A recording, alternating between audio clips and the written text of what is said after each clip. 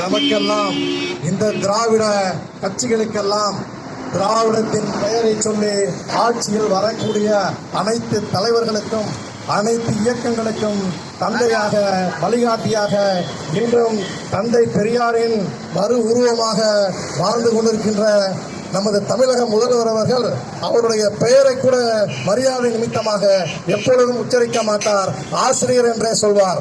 அந்த வழியிலே அந்த ஆசிரியரின் வழியிலே நின்று இன்றைக்கும் அந்த கழகத்தை நடத்தி கொண்டிருக்கும் திண்டுக்கல் பொறுப்பாளர்கள் சார்பாக எங்களை எல்லாம் இந்த சமநீதி புலிகள் கட்சியைச் சேர்ந்த எங்களை அழைத்து இங்கே பேச வாய்ப்பளித்திருக்கிறீர்கள்.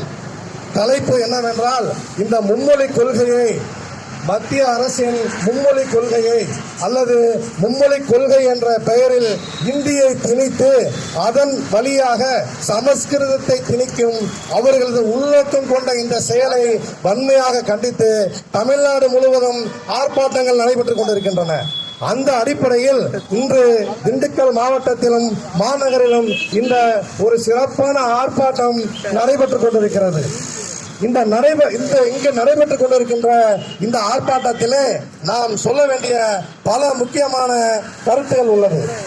இந்தி வேண்டும், இந்தி வேண்டும் என்று சொல்கிறாயே, உன் இந்திக்கு என்ன அருகதை இருக்கிறது? கல் தோன்றி மண் தோன்றா காலத்தே முன்தோன்றிய மூத்த குடி தமிழ் குடி என்று சொன்னார்கள். இதற்கு என்ன அர்த்தம்? உலகத்திலேயே மூத்த குடி தமிழ் குடி, தமிழ் குடி மக்கள், தமிழ் மக்கள். அப்ப தமிழ் மக்கள்னா இப்ப மூத்த மொழி எந்த மொழி? தமிழ் மொழி. உலகத்திலேயே மூத்த மொழி தமிழ் மொழி. இந்தியாவிலேயே பேசக்கூடிய மொழிகளிலேயே கடைசியாக தோன்றியதுதான் இந்த இந்தி. உலகத்திலே நன்றாக ஒப்பிட்டு பாருங்கள். உலகத்திலே மூத்த மொழியான தமிழ் மொழியை நாம் பேசிக் கொண்டிருக்கிறோம். இந்தியாவிலேயே கடைசியாக தோன்றிய கடைநிலை மொழி, அந்த மொழி இந்தி மொழி.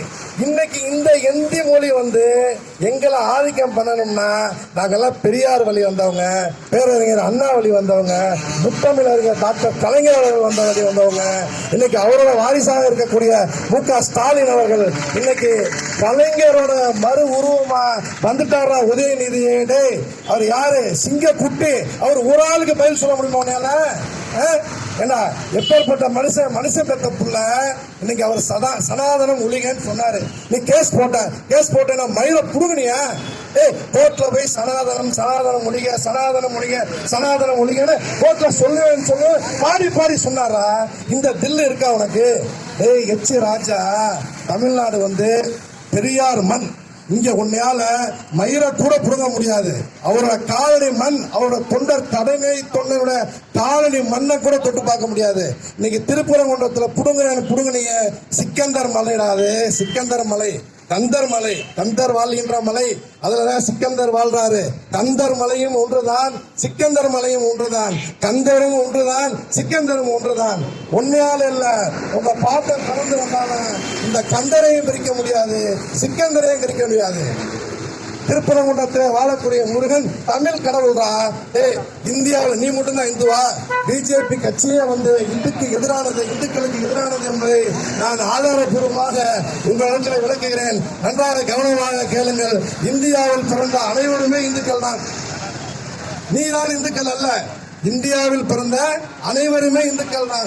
அவங்களோட வழிபாட்டு முறைதான் வேறையே தவிர நீ இந்துக்களையும் இஸ்லாமியர்களையும் கிறிஸ்தவர்களையும் பிரித்து அவர்களுக்குள்ள பகையை மூட்டி அங்க இருக்காம வடக்கன்ஸ் மடப்பைய படிக்காத கல்வி இல்லாத முட்டாப்ப நீ சொல்றத கேட்பான், தமிழன் கேட்க மாட்டான். பெரியார் முட்டாப்ப அவன் சொல்றதை கேட்பான், தமிழன் நீ சொல்றதை கேட்க மாட்டான்.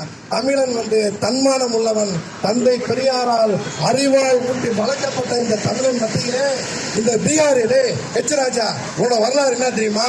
உங்க அப்பனையும் உங்க பாட்டனையும் உன்னையும் பீகார்ல இருந்து அந்த RSS இயக்கத்தை வளர்க்கறதுக்காக அந்த RSS இயக்கம் கொண்டு தமிழ்நாட்டில் உனக்கு இன்னும் முழுசா தமிழ் பேச தெரியாது. தமிழ்நாட்டில் உன்னை கொண்டு அந்த RSS இயக்கத்தை வளர்ப்பதற்காக உன்னை உருவாக்கியுள்ளார்கள். நீ தமிழன் கிடையாது. நாங்கெல்லாம் பிறவி தமிழன். கல் தோன்றா மண் தோன்றா காலத்தே முன்தோன்றிய மூத்த மொழி தமிழ் மொழி. அப்படி பார்க்க போகும்போது இன்னைக்கு இந்தியாவிலேயே நான் ஒரு முக்கியமான கோரிக்கையை வைக்க விரும்புகிறேன். இந்தியாவிலேயே ஆட்சி மொழியாக இருக்கக்கூடிய அருகதை பெற்ற ஒரு மொழி என்ன என்று கேட்டால் அது தமிழ் மொழிதான். தமிழ் மொழி வந்து இன்னைக்கு செம்மொழி அந்தஸ்து பெற்ற மொழியாக இன்றைக்கு விளங்கி கொண்டிருக்கிறது. ஹிந்தியில வந்து விஞ்ஞானம் இருக்கா, அறிவியல் இருக்கா, கணிதம் இருக்கா, வானசாஸ்திரம் இருக்கா? உனக்குன்னு சொந்த எழுத்து வடிவம் இருக்கா? மானம் கட்டவனே, இன்றைக்கு சொந்த எழுத்து வடிவம் இருக்கா? தமிழ் எழுத்து 3000, 4000, 10,000 ஆண்டுகளுக்கு உண்மையானது. இது இலக்கணம் உண்டு, இலக்கியம் உண்டு. இலக்கண பிழை இல்லாமல் தமிழை எங்கள் சொந்த தமிழ் மொழியில் எழுத்து வடிவத்தில் நாங்கள் எழுதி கொண்டிருக்கிறோம். நீ வந்து இந்தி மொழிக்கு அந்த எழுத்து வடிவத்தை தேவநகரி என்கிற பாஷையில் இருந்து பிச்சை எடுத்து எழுதி கொண்டிருக்கிறாய். உனக்கு இந்திக்குன்னு ஒரு எழுத்து வடிவம் கிடையாது. சரி, எல்லாம் போயிட்டு போறியா? நான் ஹிந்தி கத்துக்கிறேன், ஹிந்தி கத்துக்கிட்டு நேரா பீகாருக்கோ ஒரிசாவுக்கோ நான் வர்றேன், நீ வேலை தருவியா? உன்னால வேலை தர முடியுமா? சுருக்கமா சொல்றேன், ஹிந்தி படிச்சிருந்தால் நீ நேரா தமிழ்நாட்டில் வந்து கூலி வேலை பார்க்கலாம். உனக்கு என்ன அறிகுறா? ஹிந்தி படிச்சிருந்தா நீ நேரா வந்து தமிழ்நாட்டில் சாணி அள்ளலாம், கூலி வேலை பார்க்கலாம். நாங்கள் தமிழும் ஆங்கிலமும் படித்தவர்கள் இன்றைக்கு அமெரிக்காவில் நாசாவில் வேலை பார்க்கிறோம். எங்க எவனாவது வேலை பார்க்க சொல்லு. சரி, இந்த 56 இன்ச்சு நெஞ்ச 6 இன்ச்சு பஞ்சு உள்ள மோடின்னு சொல்லிட்டு உன்னால என்ன சாதிக்க முடிஞ்சிருக்கு? இன்னைக்கு வந்து உலகத்துல இந்தியா வந்து கேவலப்பட்டு போய் நிற்குது. எப்படின்னு கேளுங்க. அமெரிக்க போர் விமானத்துல 25 அமெரிக்க ராணுவ வீரர்களோட 25 அமெரிக்க ராணுவ அதிகாரிகளோட அந்த ராணுவ விமானத்துல இந்திய எல்லையை அத்துமீறி நோக்கி பஞ்சாபுக்கு வந்து 405 இந்தியர்களை கை விலங்கிட்டு இறக்கி கீழே எலிகளையும் விலங்குகளையும் போல் தள்ளி விட்டுட்டு போறான். நீ அங்க போய் மோடிட்ட போய் ஏதோ ஒரு சினிமால வந்து வடிவேல் போய் ஒரு ரவுடிட்ட போய் அப்படியே கால் அமைக்க வர்ற இல்லையா, அது மாதிரி கால அமைக்க உட்காந்து அவன்கிட்ட போய் அமெரிக்க ஜனாதிபதிட்ட போய் பேசிட்டு இருந்தோம். மோடி இங்க வந்து எனக்கு 56 இன்ச்சு நெஞ்சு 6 இன்ச்சு குஞ்சு இருக்குன்னு சொல்றேன். அவளுக்கு மாதச்சோர்.